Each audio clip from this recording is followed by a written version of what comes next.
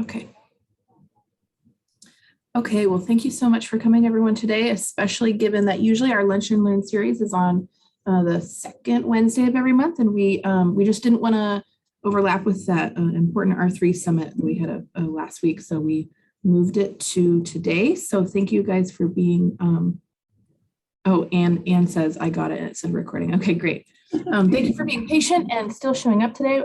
I think today is going to be a really helpful topic to discuss, and we're going to learn from two people in our agency who know a lot about this topic, both in their background and also what we do for the agency. So I'm really looking forward to today. So if you have not attended one of these before, welcome. This is our Lunch and Learn series. It's a professional development webinar that I started when we started the Fish and Wildlife Education Division started this year in January, and we're hosting them once a month.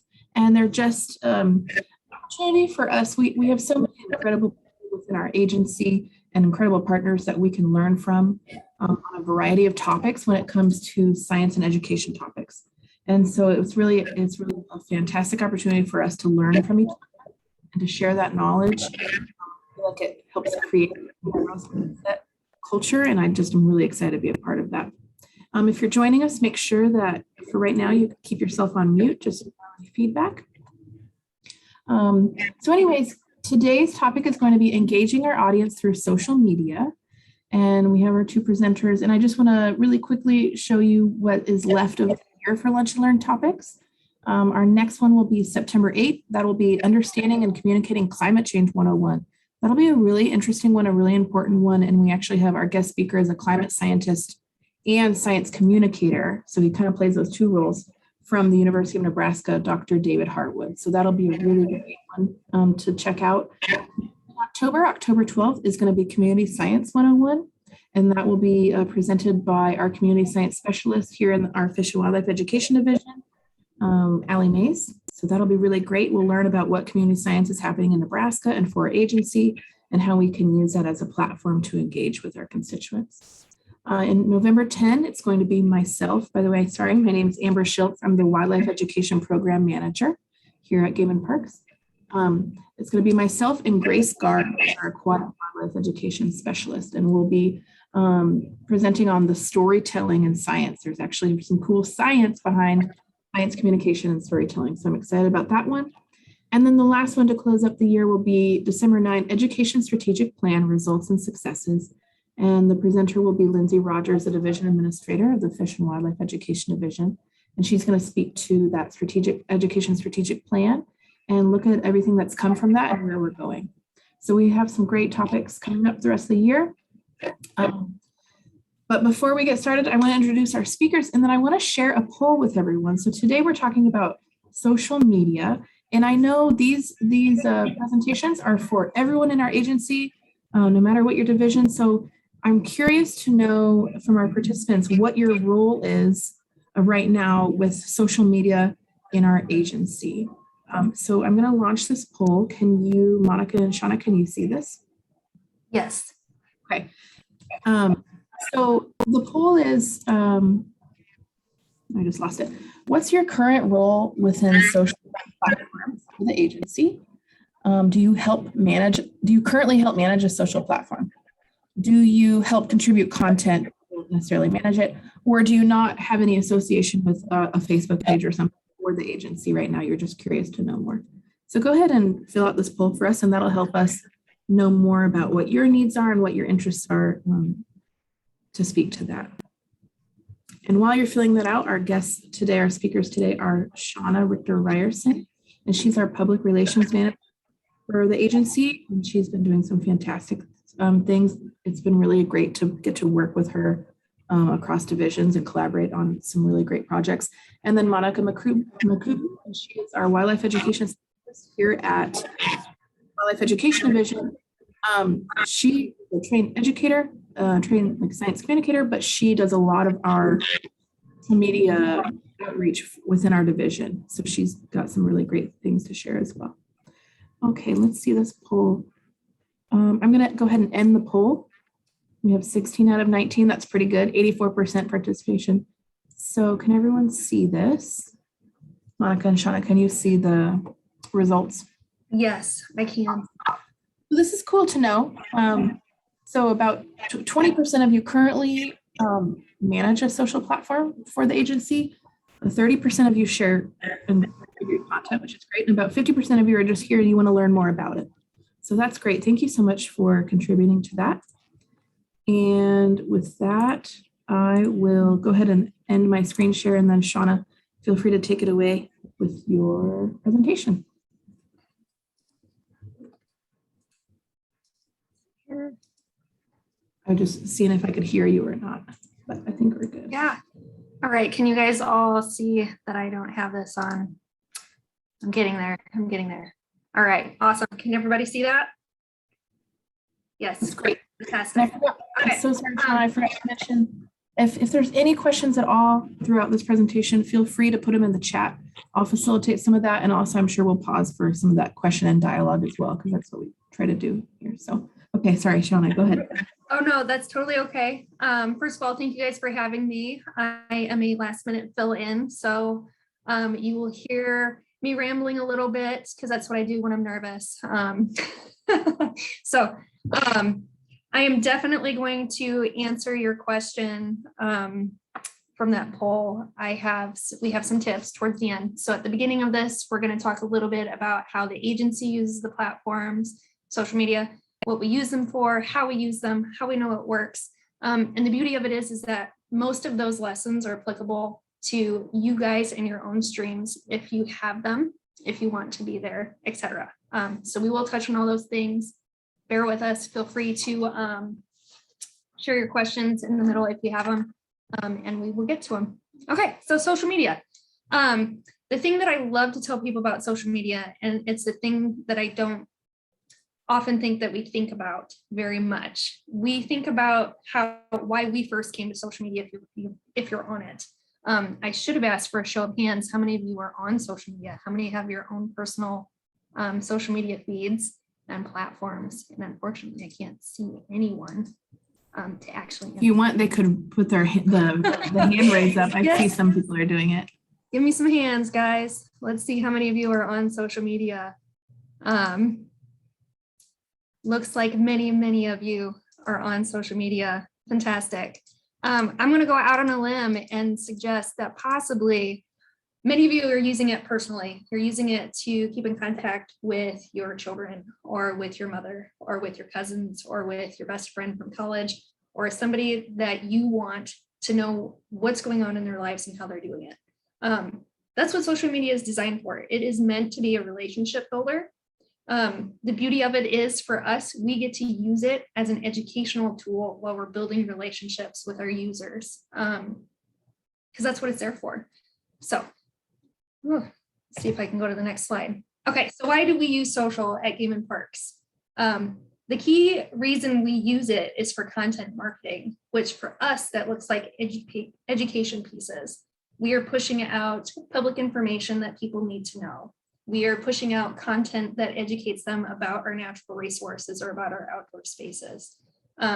We're using it to engage with people, to get them interested in something we offer that they might not know that we do.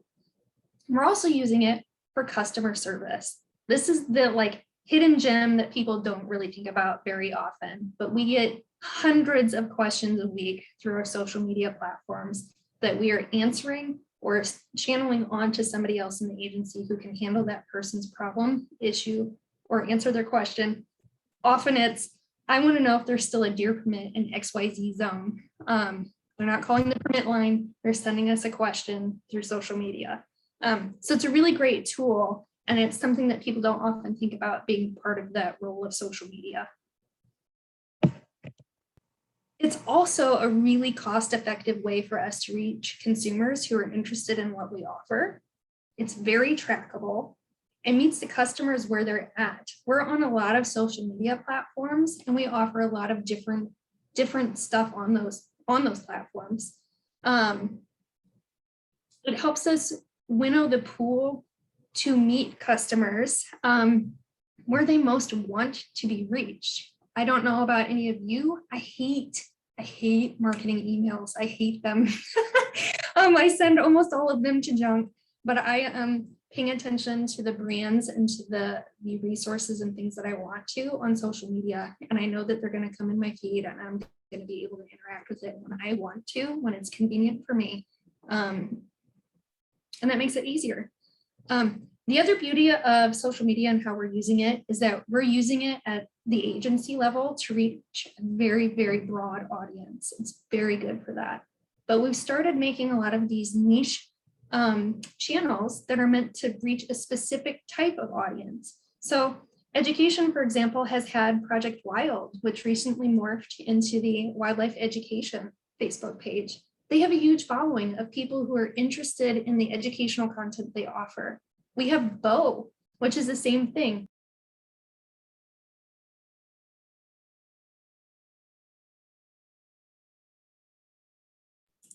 Oh, sorry, Shawna. I think you're muted. No.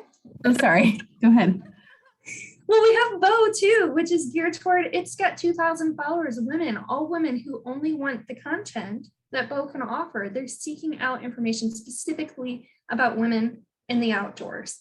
And so we recognize that we can use the agency channel in a very broad way to reach a whole bunch of people who need to know about all of the stuff we're doing. And we can also do these lower level tiers to reach an audience and really give them just the content they want. That's the customer service part a little bit, if that makes sense. So I realize that this is really early to have this question in here, but I think it's really important to think about the ways that you see us or you see people that you like to follow engaging with you on social media. What things stand out to you as things that work? What stands out to you as things that you want to scroll past? How are your needs being met through something, through a group, or through a brand that you're following on social media? I'll go ahead and admit full on right here that I quilt. I quilt because my grandparents quilt, and it's a fun creative outlet for design for me. I like to choose beautiful fabrics and I like to put them together and see how they look.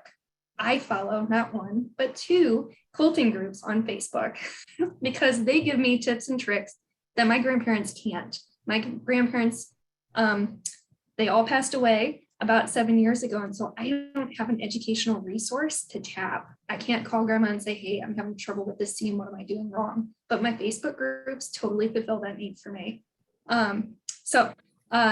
Anybody willing to give an example of how they're using social to meet maybe a need they can't get anywhere else? And feel free to put it in the chat, or if you're brave enough over this lunch hour, to go ahead and just voice that as well. Take it off video and mute and let us know.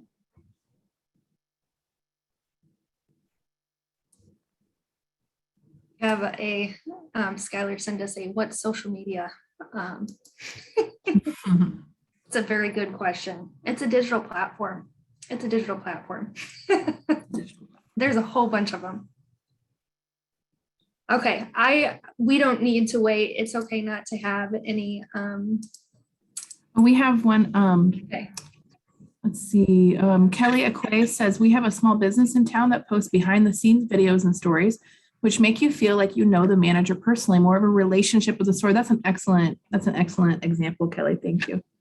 And that goes to that relationship building, I think, that Shawna was trying to talk about. And then Kyle Schumacher mentioned daydream designing my flower gardens and flower pots during the middle of winter on Pinterest. Thank you for that, Kyle. That's fantastic.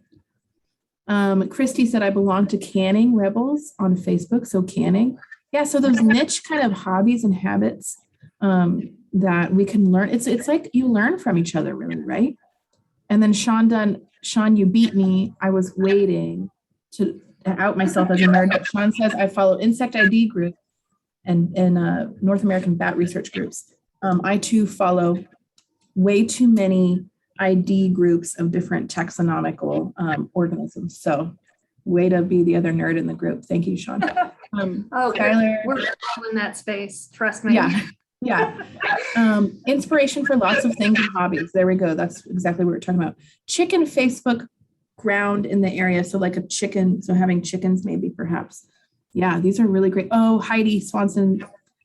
said wild green memes for ecological fiends. I am on that. That's my daily dose of nerdy science humor. So thanks, Heidi. That's great to hear that. That's fantastic. This is really good. There's lots of really different niche uses. Yeah, I would bet. I mean, we saw it in their Facebook, we saw it in their Pinterest, we saw it in probably Instagram. And some Twitter in there. Some of those feel Twitter, some Twitter things. I don't know about any of you, but I have an account on 8 different social media platforms. Don't use all of them every day, but I'm on because they all fulfill a different need. That's fantastic. The Lego vignettes, those are good ones. National Park Service, those are good. Yes, no kidding. So we're able to, on these platforms, be able to have these connections and be able to get information that fills a gap for us. And so the challenge for us at the agency, or even for you guys personally or division-wise, is to figure out what you're sharing that meets someone's need, because it needs to meet a need. It needs to build a relationship, or it's not going to work, right? So we'll go a little bit more into the weeds. Thank you guys for that discussion. I super appreciate it. Okay, so at the agency, we have 25 different social channels. I show of hands again, how many of you are aware we have 25 channels? I don't even think that counts to 3 we have on YouTube. We probably have more than 25 at this point.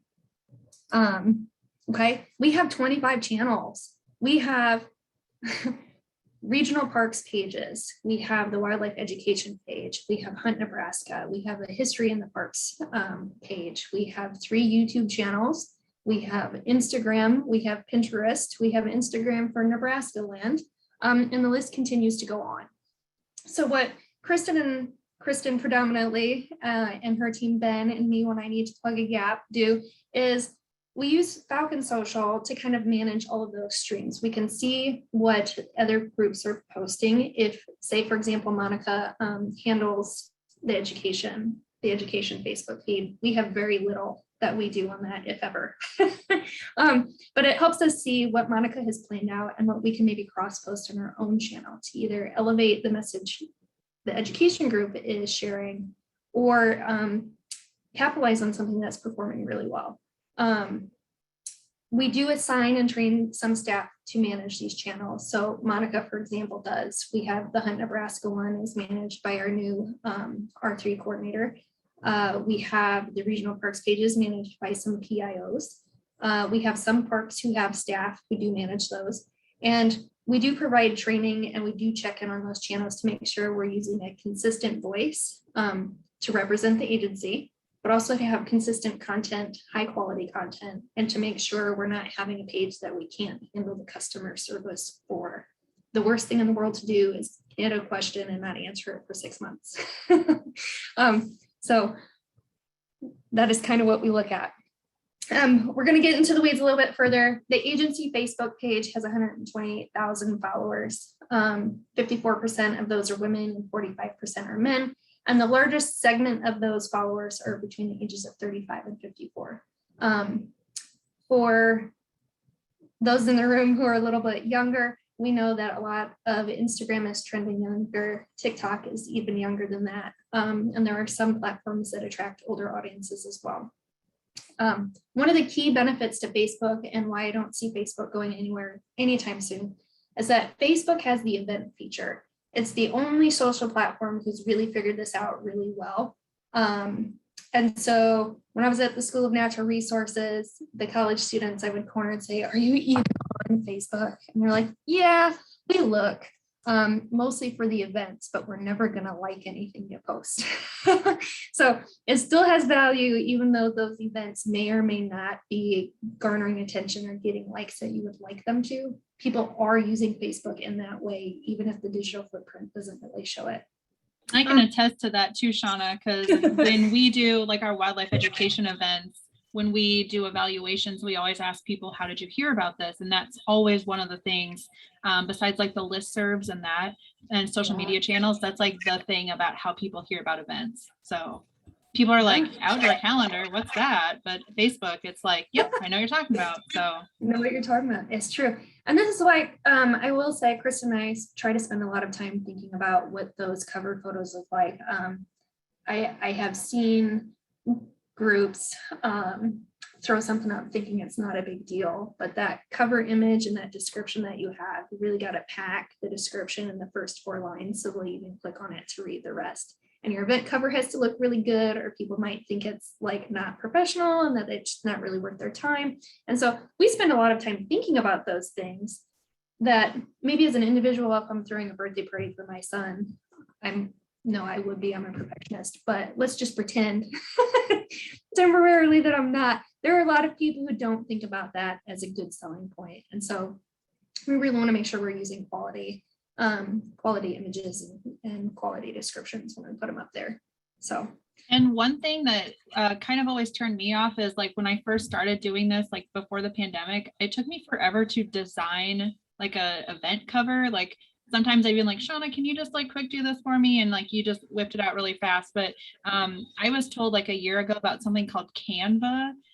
It's a free tool that you can use, and that's like how we do like 100% of our stuff now. I don't know if you guys use that, Shawna, a lot, you and Kristen, but it's super easy for us to use. Yeah, thanks, Aber. It's called Canva. It is free. There is a pro version where you get more features. Obviously, it's like $30 a year, I think, and it's super worth it. Yeah, Julia, I think, uses it as well. But I think a lot of like breweries I know use it. And like once you're on it enough, you start seeing the same kind of like cover designs. You're like, oh, I bet that's Canva. So it's super easy. It's free. And it's a great like design tool, very easy to figure out too. It's not hard to learn it. That is true. It is a free resource, and it is good. Make sure when you're doing that, for any of you who are new to this, cover images have a specific size, and if you don't start with that right size, you're kind of shooting yourself in the foot from the get-go. So make sure before you venture down that path, know what dimensions you need. Usually it's 16 by 9, just heads up. Roughly, maybe a little bit narrower, and make sure when you're using those that you're exporting high-res versions for you to upload.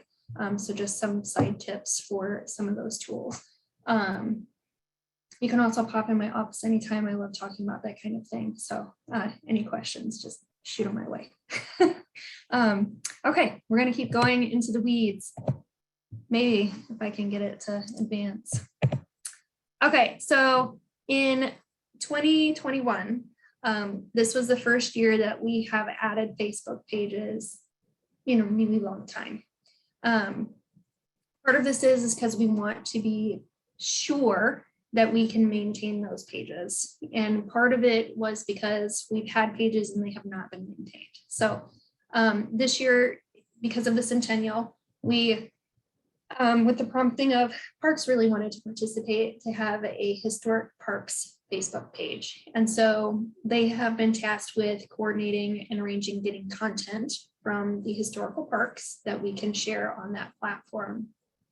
In May, we launched Hunt Nebraska because we found the broad audience on the agency account wasn't the right place to be posting 20 turkey tip videos. It was isolating some of our regular users and not actually reaching the users we wanted to hit.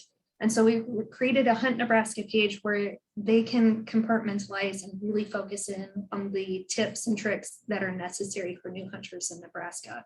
And we're hoping that over time, it's been growing really rapidly, that it's going to grow until a niche for hunters who want to come here or who are learning that would maybe get buried if we didn't have it. Because of the new reservation situation at Lake McConaughey, they now also have a Facebook page, and they're using it as a way to reach potential campers before they leave home, saying, hey, you know, we don't have any reservation spots available this weekend, find an alternative location. So they're using it as mostly a news platform at this time. And then the last one is the Wildcat Hills Education Center.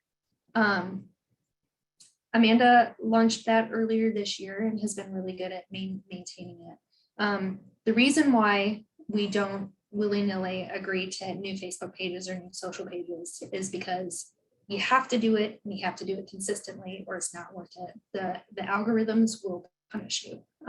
So good rule of thumb is to post at least twice a week, 3 times a week if you can, daily if you can. So that way you're getting in front of followers and you're able to grow those pages and make them worth more time because they take time. Everybody knows this, but not everybody really does. Takes a lot of time, doesn't it, Monica? To prepare, plan, and execute social media. Okay, moving on. So beating Facebook at Facebook.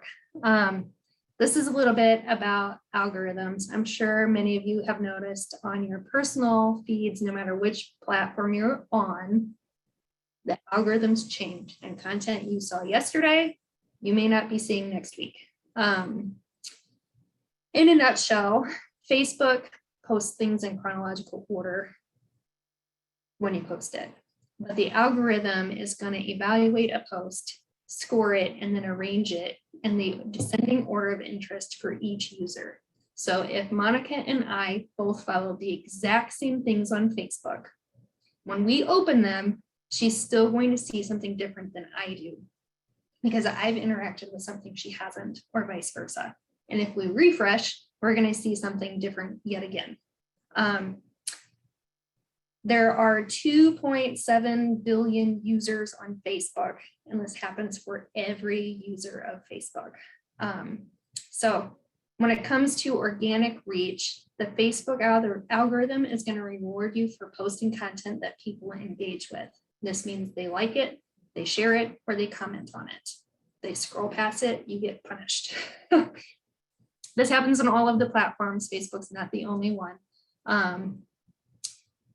Which is why you really have to think about the content you're posting, and slapping up a photo isn't going to be enough. You really have to think about how you're engaging with your user. Because again, the point of social media is to be social. It's to build that relationship.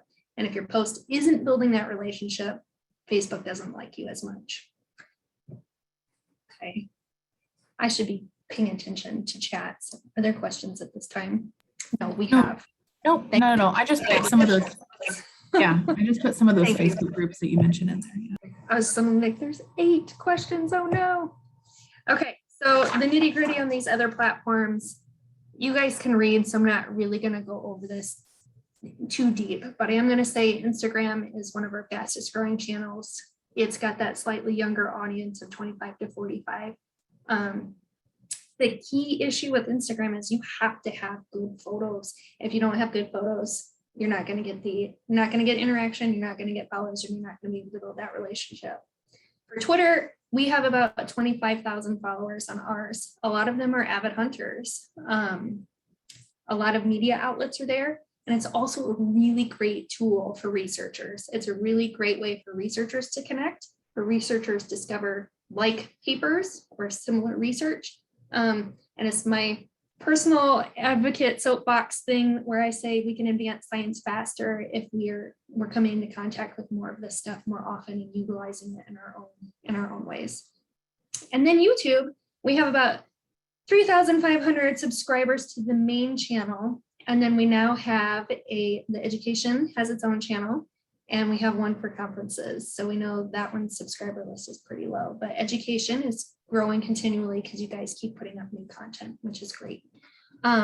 They say YouTube is one of the fastest growing social media platforms.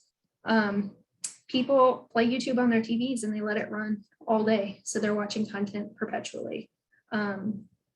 We are planning to up our YouTube game as soon as we have another full-time videographer. We really want to be sharing high quality video content that highlights education content, park improvements, fish renovations, you name it. We want to do it. We want to share it. We want to get it in front of eyeballs. The beautiful thing is that we reuse that content on our other social media platforms as well. So it's a good reuse of content. And then coming later this year, we hope, we are going to enter the TikTok world.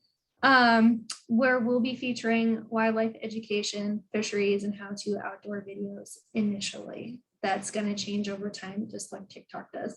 And our goal there is that we'll be targeting that next bracket of age, the late teens to the mid-20s that are not on Instagram and aren't on Facebook, etc. We want to be ahead of the curve, not behind it. And thankfully, education and quite a few of the other divisions are willing to step up and help make sure that we can do this and do it successfully. So stay tuned. Some best practices. Okay. How many of you comment on trolls posts on social? I mean, I'd highly recommend against it, but show of hands, quick show of hands. I'm so proud of you all. None of you are interacting with trolls. This is fantastic. The trolls are everywhere, right? Shawna, I have a question for you. Yes. Just for the sake of consistency and clarification, how would you define a troll in your line of work? Yeah. Because I mean, I don't know. We're watching a lot of Harry Potter right now. I'm just saying, like, not too. That's fantastic. Yeah. No matter what we post, sometimes there's going to be that one person who posts on everything and is always in direct opposition to whatever that post is, good or bad. I was sharing with you two earlier, as a former newspaper person. My example of this is, as a former newspaper person, I once got chewed out for covering cookie decorating. So it's like when you see that Facebook post on children decorating cookies, and then you have that individual posting on how this is the most horrific thing ever known to me, and how could you possibly do this to the children? That's a troll. And we have them on all of our platforms, everywhere, all over the internet. So avoid them like the plague, because when you interact with their post, guess what happens? More people see their post, and therefore it gets more engagement and it gets rewarded by showing up. I'm wondering, I'd love to share an example, and maybe it's practical, especially for those in the audience who might be managing a page right now. So I used to work at Schramm Education Center as an outdoor education specialist there. And I know Schramm has an awesome Facebook page with really great following, a lot of really great interaction. And when I was there, I managed that. And we would get, trolls here and there on some certain things. And when I felt like I didn't know exactly how to engage with this, but I wasn't allowed to necessarily delete it, but I wanted to use agency voice, the first thing I would do is call Kristen up. And I would just lean on communication for those tricky ones where I'm just like, I know what I would say on my personal thing, right? But how can I use the agency's voice and then just disengage with that? And that was always really helpful for me because it took it off my plate. And Kristen, unfortunately, that's part of her job duty, but she's really good at it. So that would be that kind of advice. Shawna, I don't know. Yeah, that would be our advice. We're here to assist, frankly. And our training is in diffusing those situations and not letting them rise to the occasion. So it's like a good rule of thumb kind of for knowing if you need to reach out about it. It's always good to let us know when there's a troll so we know what to look for. But a good rule of thumb that has been taught to me is like, how much clout does this person have in the public? If it's Joe Schmo that nobody knows and he has 5 followers, it's not worth interacting at all, because it's not going to mean anything to the majority of people out there. So it's not going to hurt you in any way. There are the things, these are not trolls, but there are the things that you do want to respond to. And I will full on call it out. There was the hunting seasons post recently where we had the wrong date in there for deer archery, which is super embarrassing, right? And so we were sitting there going, shoot, do we take this post down and put it back up correctly? Or how do we handle this the correct way? And the answer was, I slapped a thing on the top that said post update, we made a mistake. This post has been updated with the correct dates. And then in the feed at the bottom where people were like, but I screen grabbed it, haha, I got that you got it wrong, which we knew was gonna happen. We just put, you know what, we made a mistake and you guys let us know right away, and we really appreciate that you did that. So it totally diffuses a situation where it looks like we might be trying to hide something or we're ignorant, and telling people we really appreciate that you called us out on this so we can fix it. It's really hard to argue with that. That comment didn't get any comments on it. No, haha, no, you guys are idiots, no, whatever. It was all, they took it that we recognized we made a mistake and we were grateful somebody called us out on it. I think, Shawna, I think that transparency goes a long way, and I think that's a really good one. Just a really quick question from Anne. Is it okay to delete a post? Can you speak to that? Right. And that probably goes with that transparency. A little bit. It's partially because we're a state agency, and technically everything that's on there, it is public record. Right. So in general, we don't ever. We do hide or delete posts that get nasty or would potentially cause, if they're considered threatening, we do remove them. Or discriminatory towards a group or something like that. Like, it depends. This is a good question. Okay, so last year we had the gentleman who caught the very large fish at Lake Mac. He was Asian, and there were some comments on there about his ethnicity that had nothing to do with him or his fish, and so we did hide those comments because we did hide those. That's unnecessary. It's unnecessary to do that. In general, we don't do that. So from time to time, we do have people picking on our director, for example. In general, we leave those unless they become threatening in nature or untrue. And then we do remove for those reasons because it's inaccurate. But in general, the policy is that people have the right to share their opinion as long as it meets our social guidelines, which say no profanity, no harassment, no threats, etc. And we do have that social media policy with that written out online on your social pages and on the internet. So it is findable. If you can't find it, send me a note. I will physically bring you a paper copy so you have one. So we do have a policy. Posts do need to meet that policy in order to stay. And there's always a judgment call about whether or not a post has gone too far and therefore should be removed. So hopefully that answered the question. Probably inadequately. A lot of it's a judgment call, and we're totally willing to review and make that judgment call for anybody, or provide feedback, because that's why we're here.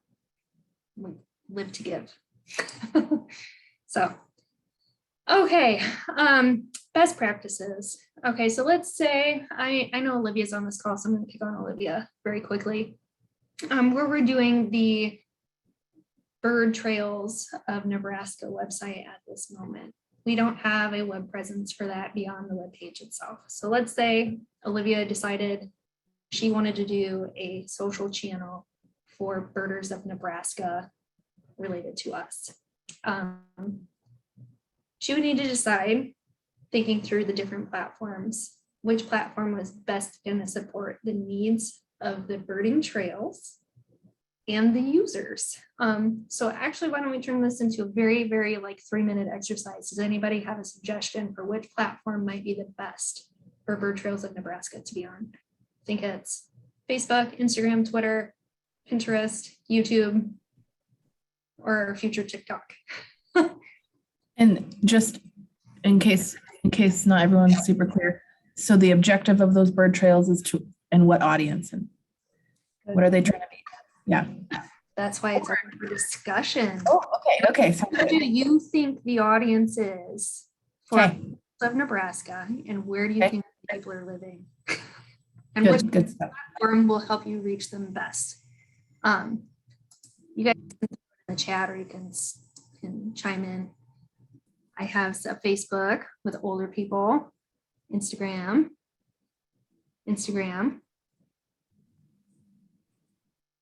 Oh, I like, Skylar, I like your definition of a troll. Facebook, older.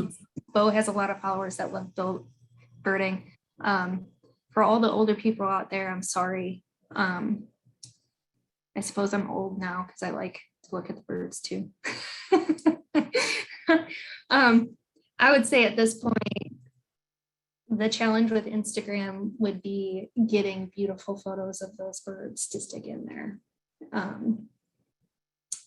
I don't know how many of you photograph birds, but I have tried, and I will tell you almost none of my photos are worthy of Instagram.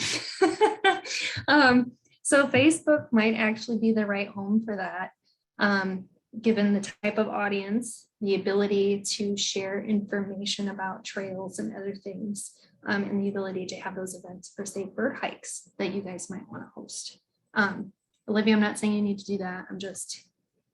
It was a good example. The other thing is, for all social media, no matter what you're on, you can't just post and forget about it. You have to pay attention to what's working. If you're not paying attention to what's working, you're not building a connection with your users. You are not building a relationship, and therefore you're not using the social media platform correctly.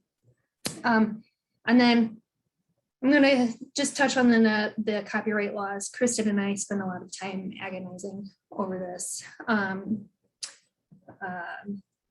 For a lot of researchers, for example, sorry to the researchers on this call, you can pull a photo for your publication because you're using it for educational purposes. For us on social, we cannot. Putting things on social media is one step further than what can be supported in a courtroom for educational purposes, even though that is our intent. So we always try to make sure we own the photo, we own the video, or we've gained permission from that user to use it, and then we tag them in that post. If anybody wants to spend some time with me on that one, feel free to pop on in. I know a lot of personal feeds are memes, which almost always are copyright violations. Almost always. That doesn't mean they all are, but they almost all are. But the copyright police are not going after individuals, but we would maybe be more enticing as a state agency. So we try to play it very careful. Okay, realize we're yammering too much because we're running out of time. Okay. I feel like we can skip over this one. Does anybody want to spend some time on this one? No, we're good. Okay, we're gonna get to the good stuff then. I'm also actually not going to go through these Facebook tips and tricks. We have documents printed out that I can share with you. Come see me. I can print them out. We have tips and tricks for Facebook and Instagram and Twitter, best practices, sizes of things. For example, Facebook will allow you to do a longer video. Twitter, it's only 2 minutes. Instagram, all of them, you want to keep it short. But we have all of those typed out on a sheet that we pass out to people who we know are doing these things. If you're interested, come see me. I will give you a copy and talk with you about it in person. Okay. Kristen had this good video versus bad video. You guys are going to think maybe. Okay. Spin really quickly. Hopefully this works.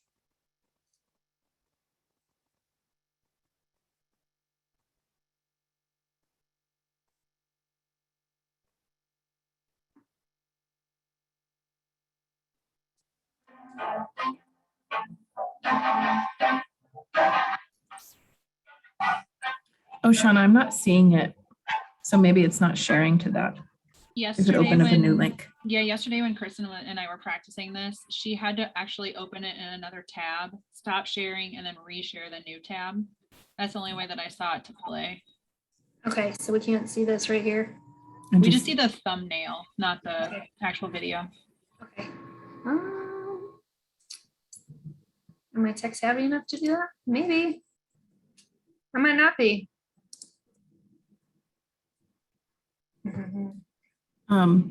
Here's an option, Shawna. I will send out an evaluation to all the participants and a recorded link for this video tomorrow. And if you would like, I can hyperlink the 2 video examples tomorrow, just in case. Yeah, that's fine since we're coming up on 1:15. No problem. Suffice to say that this video is a drone footage over the top, and across the bottom we have some educational snippets about the Cowboy Trail. The reason why it's good, I will just tell you since we're not watching it, is it's a high quality video. It's the right length for Facebook. It includes educational content. So it's meeting all of the things that we want it to for our agency. our bad video was, it's from, not to pick on the UNL Russian Club, it's but from the UNL Russian Club. And so it's the president of that club, who's walking around with her cell phone and showing you things and talking about them in Russian, which is great because she's practicing her Russian, right? And that's the goal. However, the video is jostling and it's low res and it's disorienting and it makes you a little bit queasy to your stomach if you're one of those people who can't handle a drive. And so the quality is not there. And so her message is getting missed because the viewer is so busy looking at the jostling and the poor lighting and all of those other things. So you really have to think about, is this video worth what I want it to be worth? Are people engaging with it? Or am I turning people away because it's not meeting the goals? They say YouTube is going to be like one of the biggest ways to market in the next 5 years, and TikTok, as you know, is video based, and it's going to be more important for us to do quality videos that actually say something, not just videos for video's sake. So social media likes to have different types of content. So often we want to just say, okay, we're going to throw in a video today instead of a link or instead of a comment, because we need that diversity to keep it interesting. But if it's not good, it's not going to help you in the long run. It's just going to make that algorithm punish you. So keep those things in mind. Let's see here. Okay. Oops. Trying to watch it again. Okay. Okay. Now I think we're to the point. Monica, I think you get to jump in pretty soon, right? Yeah? Is this you? Soon. Yeah, soon. Yep. Okay. So the National Park Service, and actually the Bureau of Land Management have both been really, really rocking the funny posts lately. And when I say funny, it's because I think puns are fantastic. Puns might not be your thing, so I'm sorry. Because puns are amazing. But the National Park Service has been using these recognizable quotes as a way to get interesting facts before people's eyes. They almost always have a huge amount of interaction.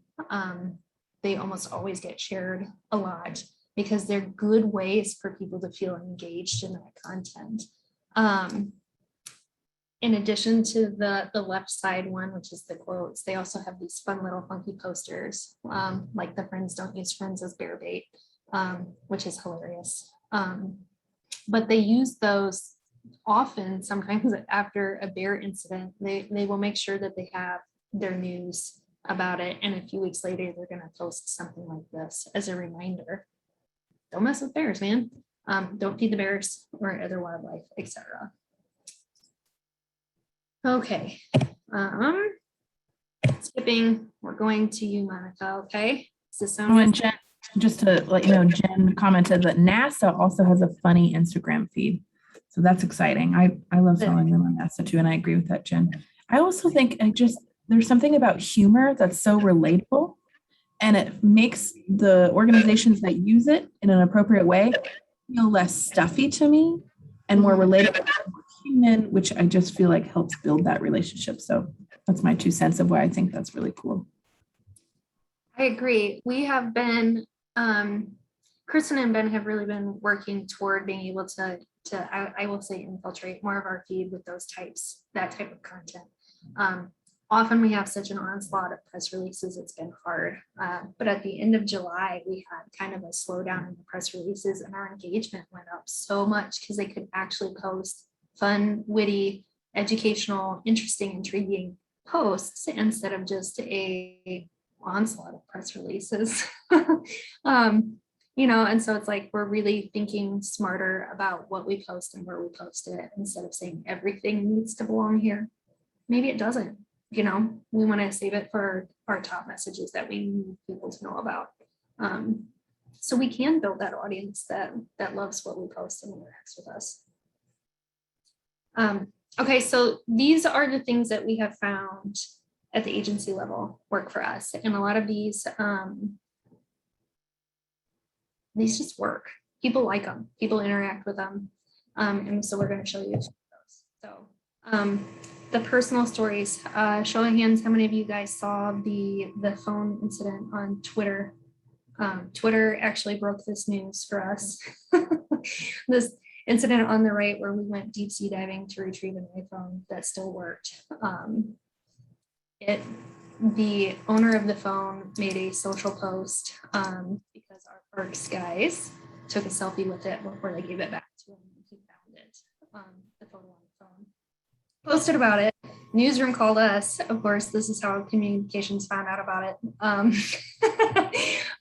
But it was hugely engaging because it was just fun and funky. And the guy whose phone it was just so appreciative. He said, can't believe it still worked. I also can't believe you guys went deep sea diving. He said it wasn't deep sea diving, but they went down quite a few feet to find this phone.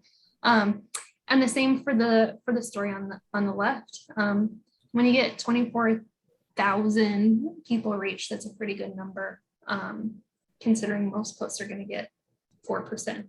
That's well above 4% of our audience. So the guy that dropped his phone is actually my friend's brother. And it was amazing to hear the coverage on this story, but how, like you said, appreciative he was of Game Parks, and his he likes Game Parks, but just his attitude about how kind they were, and it was a very cool story to follow. Yeah, and we can't force that on people, he willingly shared that, and that makes it an even better. It just makes it even better. It's authentic. It's not something we sought out. It just rose up on its own because we did something really nice. And he didn't have to go public with his appreciation. He could have just sent a thank you note, which he did, but he went public with it, and that's not something we can replicate, which is why those are just super good opportunities. You can see the post on the left. It's the top performer we've ever had, honestly. This is a beautiful fish, and it's a beautiful fish. But it spread like wildfire right away. And when Kristen shared it, she didn't know. The funny thing is that you don't always know what's going to go wrong. She knew it was a huge fish. She knew it was a beautiful fish. She knew people would like it, but she didn't predict people would like it this much. It had so many shares. It's astounding. Okay, we're almost to conservation stories. Always do really, really well. The ones where we post them, passing out the ice cream, helping somebody, those they love, hands down. Conservation officers are very loved on our social. Monica, do you know about this one? From what Kristen told me, someone actually submitted this to her, and they posted it, or Kristen posted it. So it was someone that willingly gave consent and was willing, hey, can you post about this and talk about why they're blue? And so it's kind of neat. Okay, this does prompt me because I know what the next slide is. Yes. The pro tip is if people send you content, be open to sharing it. Sometimes it's going to need some editing. Sometimes it's going to take a little bit of groundwork for you to fill in the pieces, like why they're blue.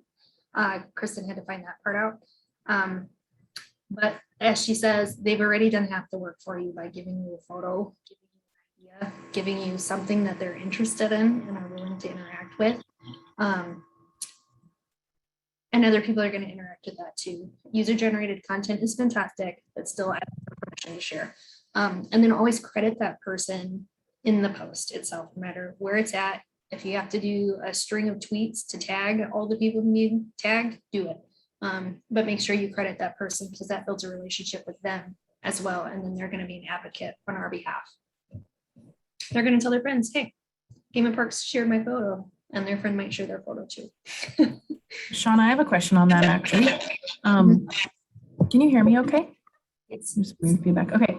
On that crediting of the photo, I guess I was told when I was helping manage the SRAM one, that even if I take the photo, because I was all about taking bug photos, make sure you say and credit whoever, even if yourself or Game Park staff. Would you say that's correct?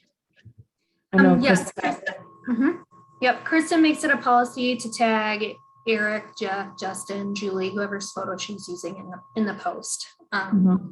I would say at the agency level, technically she doesn't need to do that because it's agency.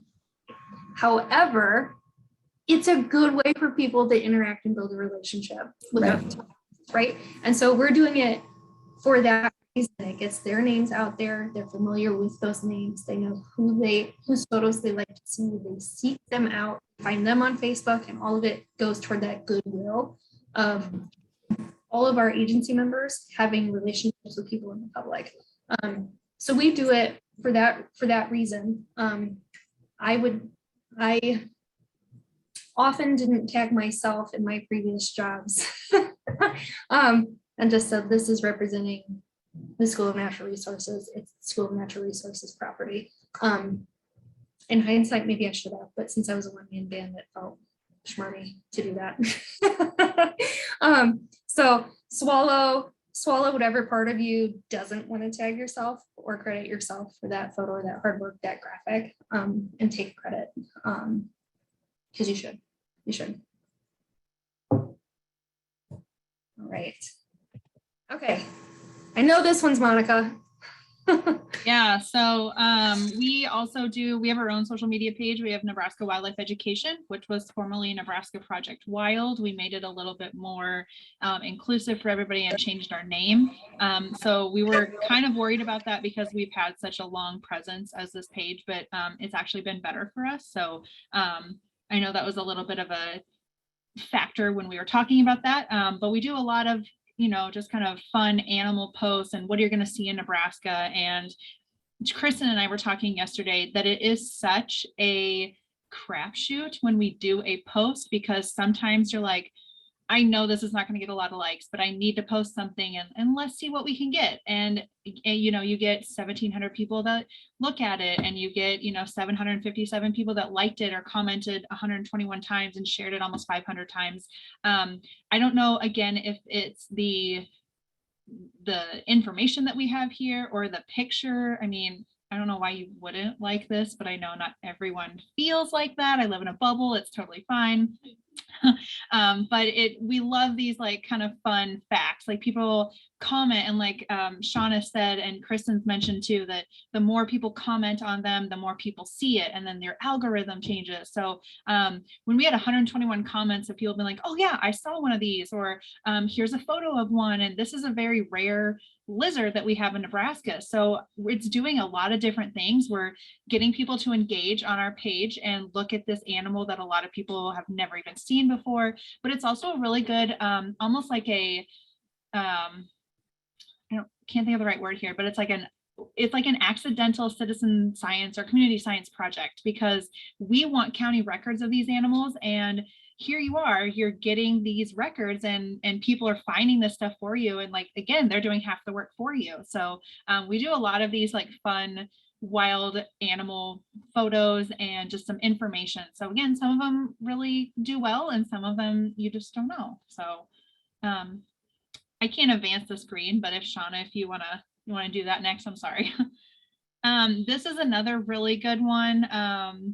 Kristen said this has been a really good top performing post.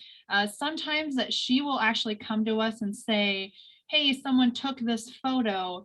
Do you have any idea what's going on in it? Or could you make a post about this, and then we can share that. So this one was a guy who found these snapping turtles underneath the ice, and both Kristen was like, what is going on in this photo? And I said, oh, they're just breathing out their butts, it's fine. And she said, what?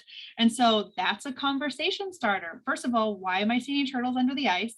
So it captures your attention right away. You're going to stop and look at this photo, and then you're going to learn something. So you're going to talk about cloacal respiration in these snapping turtles and figured out that a lot of animals do this. And so but you see the comments, I never thought about this, amazing information, fascinating, I've seen this before and I didn't know what was going on. So again, you're getting people to comment and you're capturing their attention.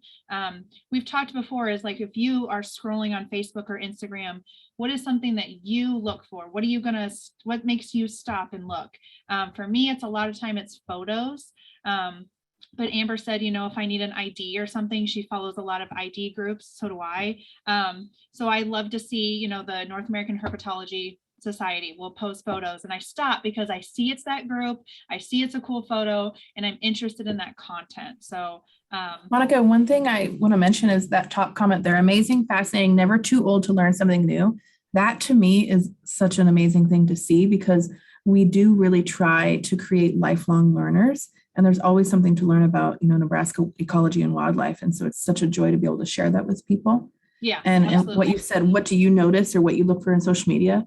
I might be alone in this. I don't think so though, but honestly, I learn so much. I follow pages where I learn cool things like this. Yeah. And that learning, especially these mysterious things, is so exciting to me. So this is an awesome example. And I don't know about how Shawna feels, but I know Kristen and I've had this conversation before, as we're learning too. So if I need to post something, I'm like, oh, let's talk about roly-polies today. Wow, I did not know this about roly-polies. So it's not just I'm teaching other people, I'm learning myself and becoming a better educator myself by doing these social media posts. This is actually the number one thing I tell my daughter, because I tell her I have the best job on the planet because I get to learn something new I didn't know every day. And I purposefully picked a career where I could learn something new every day and just geek out over it. I didn't think about this either until I saw this post. And then I was like, well, of course that makes complete sense, but I'd never stopped to think about it. And getting it in front of your eyes. Do you know how many people I told about this after I saw this post? Like a dozen. I'm like calling everybody, being like, guess what? You gotta check this out. This is so cool. I had no idea. And other people are doing that too, because I think we all innately just crave that interesting stuff that we're interested in, but never really paused to learn or think about or be exposed to. And always roly-polies. Let's be surprised by how awesome they are. Right. Yes. And then I think I have one more, maybe. I think this one was fairly recent. We were actually using this. I borrowed this from Allison Sock, the invasive species coordinator over at the university, but we were doing this for a trivia night. And I was like, oh, well, I have this. I'm going to take a picture because invasive species is something that I'm super interested in and passionate about as well. And we did this, and I mean, it's not the top performing post, but I was like, there's no way that we're going to get this many people. And again, people are asking questions, they're engaging with your posts. And what's really nice is that Kristen is awesome, because she will not only obviously, share this information again, but she says, for more information, check out Nebraska Wildlife Education. So we are also getting those people coming to us as well, who might not be our targeted audience. Maybe this is a new hunter or a angler that is looking at this post and says, oh, I really like this post. I'm going to check out more Nebraska Wildlife Education. So they click it and they like it. And then we also share those posts. We might not have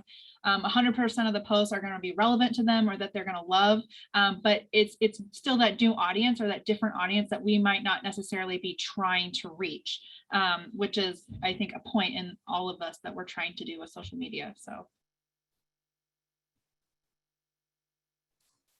In the newspaper world, we talked about entry points. So like you have an A1 and you select the 5 things that went on there, and you want to make sure, in addition to the headlines that were entry points, you had photos that were entry points, and you had pull quotes that were entry points. So that way, one of those pieces might be the thing that makes somebody read that content when they might not have wanted to read it if it was just, a headline and words on the page.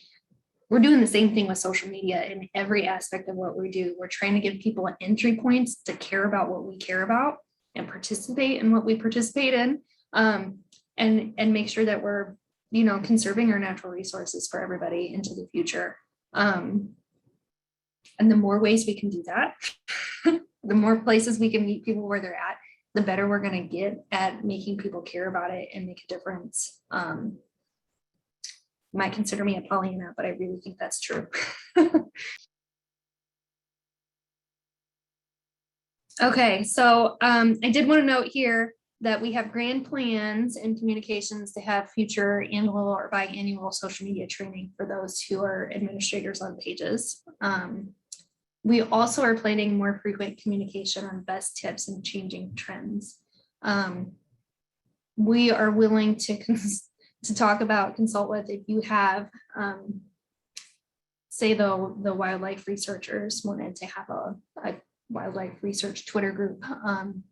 We're more than willing to talk about it either as a group or individually wise, how you can best utilize what we know to advance what you're doing, because what you guys are doing advances what the agency is doing, and it all just kind of ties together. So know that we're here to chat with you, to help you, to consult, to train, etc.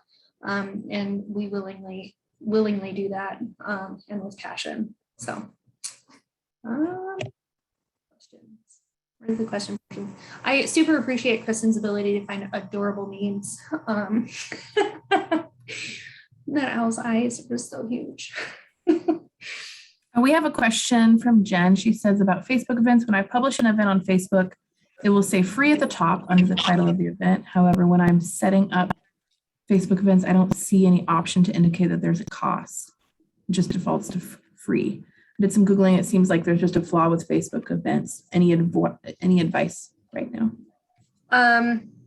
That must be a recent flaw, because we were able to put in the cost for some events recently. It's usually, they recently changed what the event platform looks like. Before it was like, yeah, it really has changed. Yeah, and now it's like a side-by-side format, and I think that new formatting, that might have been something that was lost. I will check into it though.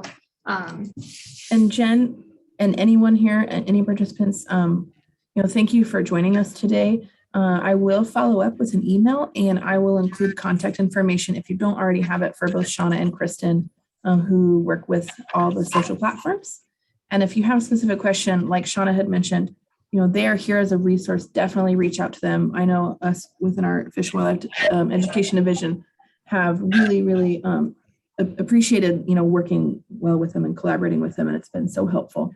So they're here for you and those questions. So we also want your ideas. As we talked about learning new stuff every day, my expertise is in a totally different area than Sean's, which is in a different area than Monica's, which is in a different area than Olivia's.